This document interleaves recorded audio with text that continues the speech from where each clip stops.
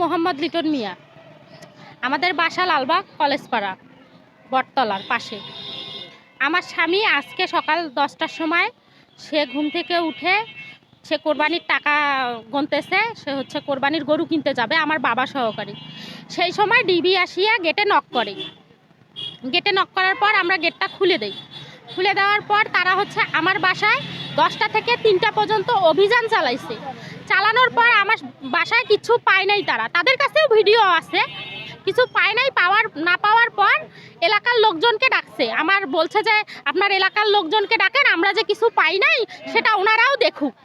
পরে আমি আমার কাজিনদের বা আমার এলাকাবাসীদেরকে ডাকছি, তারা আসছে। আসার পর তারা বলতেছে যে আপনারা গেট খোলেন, আমরা ঢুকি। তাদেরকে ঢুকতে দেওয়া হয়নি। তারপর তাদেরকে আবার বের করে দিছে। দেওয়ার পর 1-1.5 ঘন্টা পর আমার স্বামীকে বলছে তার দোকান খুলতে। সে ইট বালুর ব্যবসা করে, তার দোকান খুলতে বলছে। সে দোকান খুলছে, এই সময় তাকে ডিবির গাড়ি নিয়ে আসি, গাড়িতে টানি ছেঁচড়ি তুলছে। তার আঘাত লাগছে। আমার এলাকাবাসী লোকজনকে তারা মারছে। আমার এলাকাবাসী লোক কয়েকজন পড়ে গেছে, আমার এলাকাবাসীর হাতে ক্ষত গেছে, বুঝছেন। এবং কি আমি আমার স্বামীকে টানি ধরছি যে আমি যাইতে দিব না। তখন ওরা ডিবি আমাকে মারছে, আমার হাতে কামড় দিয়ে তাকে নিয়ে গেছে। সে একটা হাড়ের রোগী, তার যদি আজকে কিছু হয় তাকে কে বাঁচাবে? মানুষকে তো মানুষ ভালো, হ্যাঁ আমরা আগে খারাপ ছিলাম, আমরা এখন ভালো হয়ে গেছি, আমরা এখন সৎ পথে কাজ করি খাই। সেজন্য কি আমাদেরকে কি ভালো হওয়ার সুযোগ দেবে না তারা?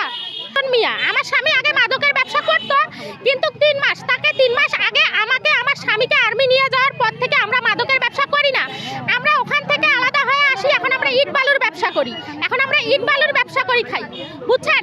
এখন মূলত প্রতিনিয়ত পুলিশ প্রশাসন আমাদের কাছে টাকা চায়, আমরা এখন পরিশ্রম করি খাই, আমরা তাদেরকে টাকা দিব কোথায় থেকে? এখন তো আমাদের পেট চলা ধনসন, আমরা টাকা দেই না বিধায় তারা মাঝে মাঝে এরকম করে আমার বাসায় রেড দেয়। কিন্তু আমার কথা, আমার বাসায় যদি কিছু পাইতো তাহলে আমার স্বামীকে নিয়ে যেত, আমি কিচ্ছু বলতাম না।